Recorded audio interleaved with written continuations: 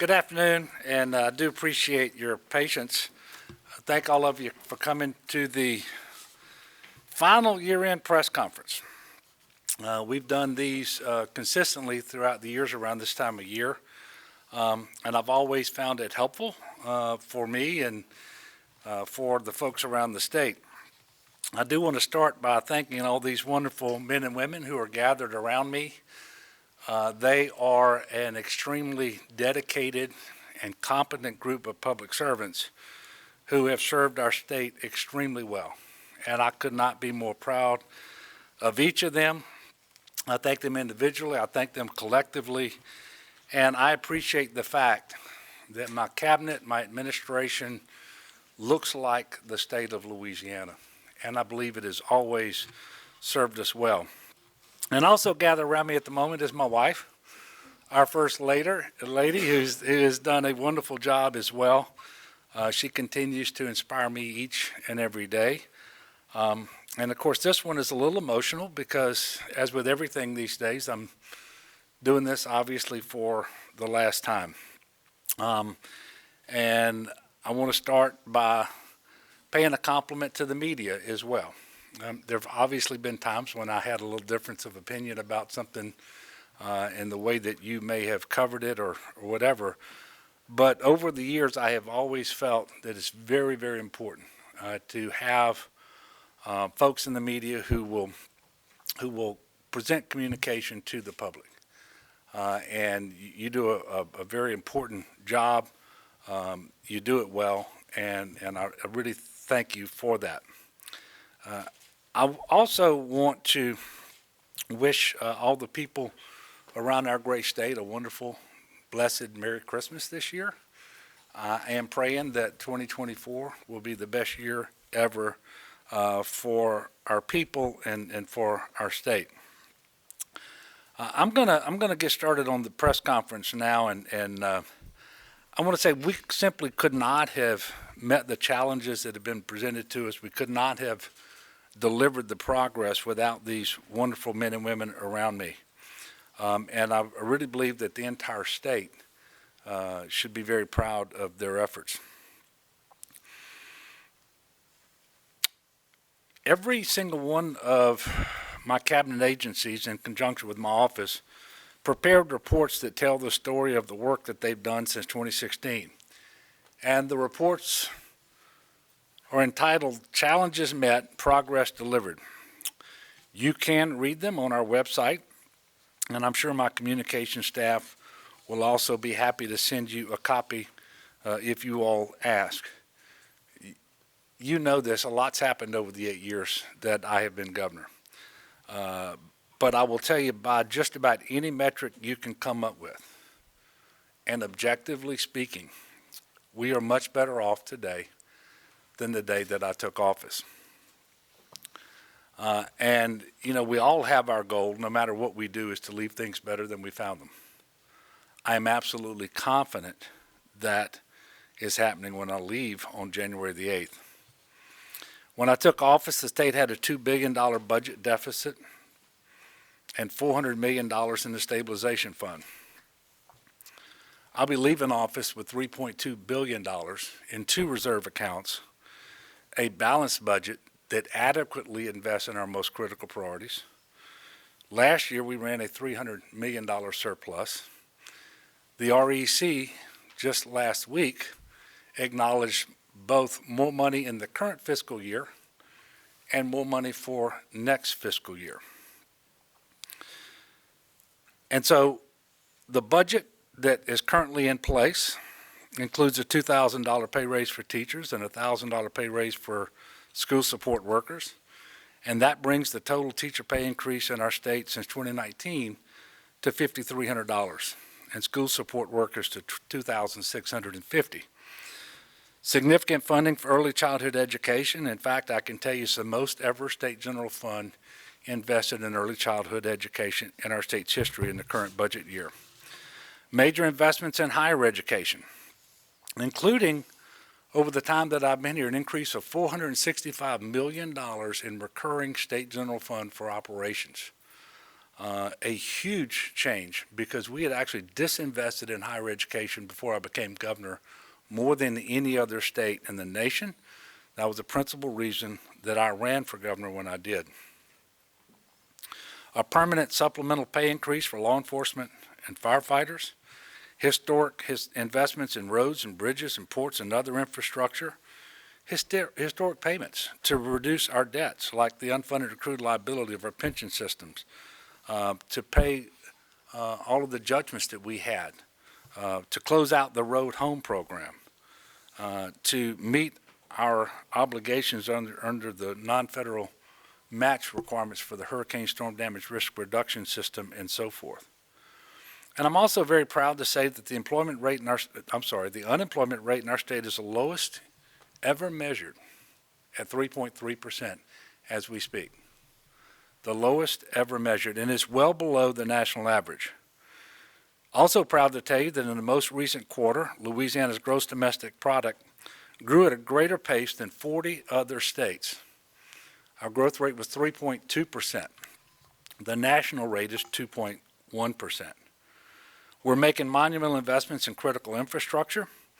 Over the course of the 8 years, we've allocated nearly $5.5 billion to more than 2,000 infrastructure projects around the state, including nearly 7,000 miles of road improvements. Over $10.1 billion in bipartisan infrastructure law and Inflation Reduction Act funding has been announced for Louisiana. Specifically, we've received $1.29 billion for resilience of infrastructure, much of which is allocated to Louisiana's coasts through grants to CPRA and direct federal funding for the Corps of Engineers. Louisiana, in fact, is ranked 12th in the country in resilience funding overall. Just last week, I announced Louisiana is leading the country in putting the bipartisan infrastructure law broadband funding to work. We are the very first state in the nation to receive our funding allocation. In fact, our application will be used as a model for other states. We announced the approval of $1.355 billion to ensure that we close the digital divide by 2029. We've also made progress in economic development. We've announced more than 261 economic development projects across the state, representing more than $94 billion in capital investment.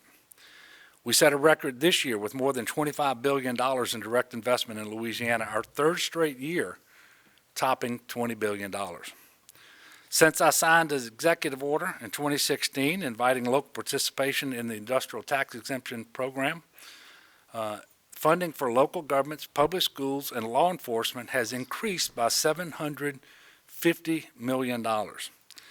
And there were some that expressed fears and concern that local involvement in the ITEP approval process would reduce capital investment in our state. Those concerns, those fears were absolutely unfounded. Through the last year of my first term, the number and value of ITEP projects in Louisiana doubled, in fact more than doubled, compared to the previous gubernatorial term. And I can tell you that pre-executive order, we averaged about $10 billion a year. Since we issued the executive order making the changes, we've averaged $25 billion a year. Louisiana's manufacturing jobs, the gold standard indicator of economic health, due to their positive ripple effect on the economy at large, ended 2022 at their highest level in 7 years.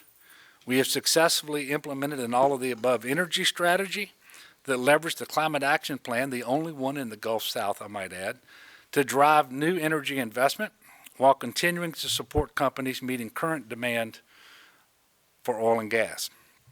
The result, Louisiana is now a global leader in the energy transition and a major international player in the booming LNG market. Economist Lauren Scott predicted that Louisiana will add 80,000 new jobs in 2024 and 2025, thanks in large part to the huge investments our state is seeing from no-carbon and low-carbon energy projects. We capitalized on coastal restoration efforts to establish Louisiana as an international water management industry hub anchored by the Water Campus in Baton Rouge. We've completed 72 projects. We've started another 82, and we procured $12.5 billion in coastal funding over the 8 years that I've been governor. we are well on track to invest more than $1 billion a year, which is the goal. Last year, in fact, was $1.3 billion. This year, it's $1.6 billion. We are diversifying our economy. We have supported investments in emerging sectors such as tech, cybersecurity, life sciences, aerospace, and reinvestments in logistics like the $1.8 billion Louisiana International Terminal container facility at the Port of New Orleans. You all will likely remember my first act as governor was to expand Medicaid. Now, more than 500,000 working Louisianans have access to health care who otherwise wouldn't. I've said many times, and I'm going to say it again today, the Medicaid expansion was the easiest big decision that I made as governor. Because of that decision, our uninsured rate is now below the national average. The state has saved money. Hospitals and other providers are better reimbursed. And in fact, not a single rural hospital has closed in Louisiana. And that is in contrast to what has happened elsewhere in the South in states that did not expand Medicaid. And we did everything that I just mentioned and so much more while overcoming some of the worst natural disasters in Louisiana history and a global pandemic. In fact, somebody counted this up. There have been over 244 emergencies, resulting in more than 50 state disaster declarations and 21 federal disaster declarations over the past 8 years. We've met every single one of those challenges, and we have delivered tremendous progress for our people. And I know that that was a lot that I just gave you, but trust me, I could have gone on for longer. I thank you for your patience. I again thank all of these wonderful men and women who are up here who worked so hard every single day to deliver for the people of Louisiana. I do hope to see all of you in my hometown on January the 3rd for my farewell address, which is scheduled to be my final public event as governor. And with that, I think I am ready to take a few questions. Changes we made were data-driven and they were evidence-based. We know that the package of bills, I think it was 9 bills in 2017, passed with huge bipartisan majorities. Most were written by Republicans, but supported across the board. And we know that they have worked.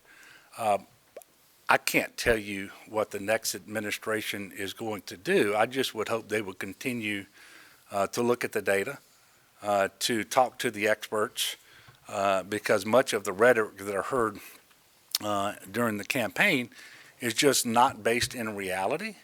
And we know that other states that had not done any criminal justice reforms over the previous several years actually had larger increases in crime, in violent crime, coming out of the pandemic than we did.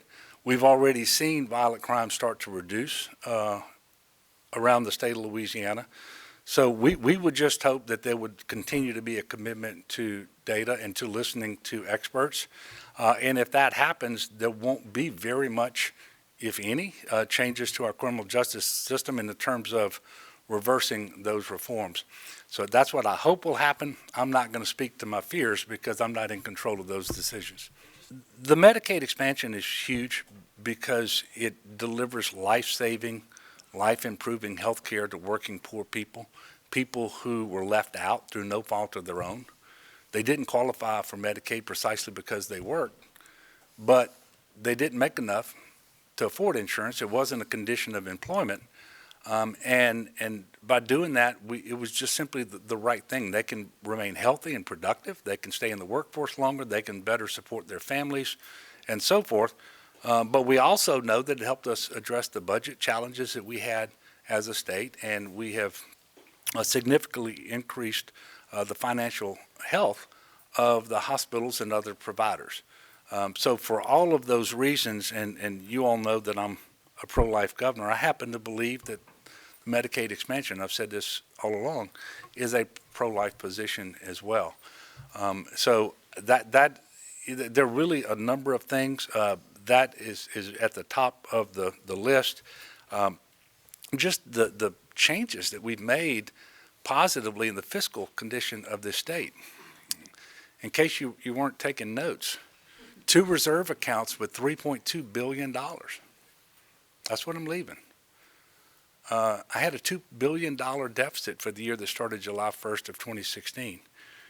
And we're leaving this money in the reserve accounts while delivering a budget that is both balanced but that robustly invests in our most critical priorities. And over the course of the 8 years, you've just seen us focus so much on economic growth and diversification because we wanted to make sure that that we were stable enough to where these investments could continue. And certainly that is the case now. And then the last point I want to make about that, because people say, well, yeah, you got all those increases in our investments in higher education, in K through 12 education, in early childhood, and healthcare, but how much have you grown our budget? Our budget in state general fund has grown at lower than the rate of inflation over the time that I've been governor. And by the way, this is in every single achievement, every single accomplishment that I mentioned has been done on a bipartisan basis. That's also something I'm very proud of because you don't see that very much in our country. You certainly don't see it in Washington. But by definition, me being a Democratic governor, having Republican majorities in the House and the Senate the entire time, and supermajorities for part of that time, anything we did was going to have to be bipartisan. And so I thank the leaders and the members of the legislature for working with us in making these things possible. Yes, ma'am. Look, we still, despite all of the progress that we've made, and I think everything that I've said is objectively verifiable and true and so forth, we still have challenges. We don't achieve the health outcomes that we would like. We don't achieve the educational outcomes.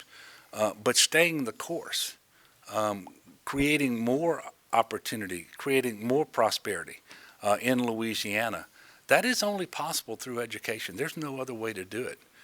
If you don't protect your population centers from rising sea levels, from subsidence, from storms, then the future of our state is not what we would want it to be. And you can just go down, area after area. But I would encourage the next legislature, the next governor, to look at investments in our human talent, our people, as critical to our success going forward. I cannot tell you how many times I met with CEOs and they were trying to decide whether to invest money in Louisiana or elsewhere. And it came down to, at the end of the day, whether they were going to have enough employees with the requisite knowledge and skills where they knew they were going to be successful. Well, you can only have that in Louisiana through investments in education and training. And so making sure that we continue to see that as key to our future, I think is going to be critically important.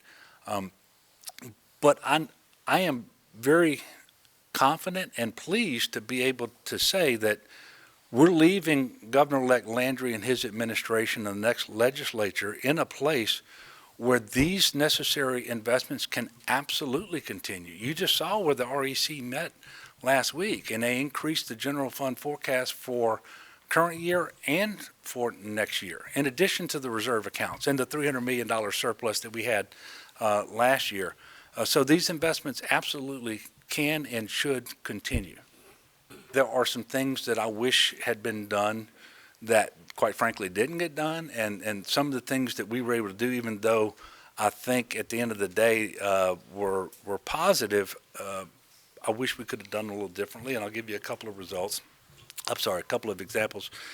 I think it is a crying shame that we close out 2023 and the minimum wage in our state is $7.25 an hour. It's offensive and it's not justifiable. I think the fact that the legislature year after year refused to take that up and make changes, and similarly refused to take up the problems associated with a gender-based wage gap.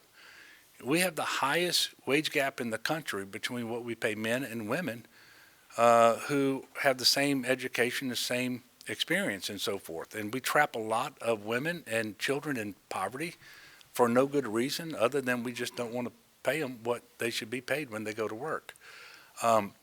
So to get nowhere on that, despite having bills introduced all 8 years, is something that that I'm certainly not proud of.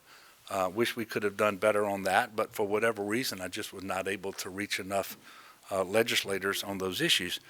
The first year that we came in and we had to stabilize the fiscal situation, we knew that we had to do it in a balanced way, which meant some cuts but also some new revenue. I really would have preferred not to do it with the sales tax. At the end of the day, that was the only way we were going to get the votes necessary to increase the revenue. And so I accepted that, knowing, and think this has been borne out, that it was much more important to stabilize the situation, have the revenue to invest and so forth, than it was to have it done exactly the way I would have preferred it. But sales taxes, by their nature, are regressive. The good news is we have the least regressive sales tax in the country because it doesn't apply to groceries, it doesn't apply to pharmaceutical drugs, and it doesn't apply for residential utilities. But having said that, I wish we could have done that a little differently, but we didn't. But at the end of the day, that was a compromise. And it was a compromise that has served our state well. And I use that as an example of why compromise is a good thing. It's not a dirty word, but that was something that was worked out in my first term with the Republican leaders of the legislature. We're going to come here first. Well, as you know from all of the conversations that I've had with members of the media and other organizations on my way out, we're going to continue to talk about these things. Look, there's not a legislative session between now and when I leave office. We've tried many of these things over 8 years. Some of them we've tried just over the last 1 or 2 or whatever. But we're going to continue to talk about these things and why we think they're important for our state. Hopefully, that will help set the conditions for success going forward. But in terms of actions that I can take between now and at noon on January the 8th, very limited, as you know. Yes, sir. I can't see the facial expression on Donna right now. But no, Donna and I are both really excited about going back home to Tangipahoa Parish. And look, we love living in this governor's mansion. She has loved every day being First Lady, and she's worked extremely hard at that job. And it is a job because she chose to make it a job, even though she doesn't get paid for her work. I love the job that I've been doing, and I think it's been important, and I think we've been successful. But at the end of the day, you come here knowing that there's a really good chance you're going to serve 4 years. And if you do, you've been really lucky to be the governor and the First Lady for 4 years. We actually got a chance to serve 8. The Constitution doesn't allow you to serve more than that, at least not without a break. And so we always knew we were going home. We're actually excited about it, and more excited than we could have ever imagined because within the next couple of weeks, we will be blessed with our first grandchild. So we're going to go home and we're going to be grandparents, and I'm going to resume a law practice, and we're going to live at home, and we're going to be just fine. But we will stay involved. She's going to continue to run her foundation that will focus on things like human sex trafficking, prevention, and awareness. Obviously, I won't be the governor this time next month, but I believe that I have some things that I can say and things that I'm going to continue to want to participate in, political and otherwise. And so we're looking forward to being citizens, and again, just the opportunity that we've had to serve, it's just been extraordinary. Yeah, no, I'm really glad I can't see Donna's face with that, because no, I don't leave here intending to run for office again. I don't say never, because I don't know exactly what my situation is going to be like with Donna and the family. I also don't know what the situation is going to be with the state. and some people will find this hard to believe, I am genuinely pulling for Jeff Landry. I want him to do a wonderful job. He will be the governor of the same state that I have been governor of, and his constituents will be the same as my constituents. And I'm not going anywhere. I'm a Louisianan. Our grandchildren are going to be raised here. I'm going back into private business. I really want this to be successful. And so as I leave here, I don't leave intending to run again, whether it be for governor or something else. But at the same time, I just don't say never, because you don't know what the situation will be.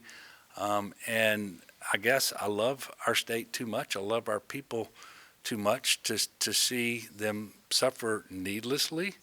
And so while I have no expectation, no intention of running again, I can see that should my wife bless it, and the circumstances warrant it, that I would do that. Look, we're going to wrap it up there. Let me again thank all these people for their tremendous service. I wish you all had been afforded the opportunity that I have had to see them work hard every single day through challenging circumstances. And these are just wonderful human beings. They are great Louisianans, and I have been inspired by them every single day. And then I want to wish everybody a Merry Christmas, a wonderful holiday season, and the best year ever in 2024. God bless y'all. Okay. Is that okay?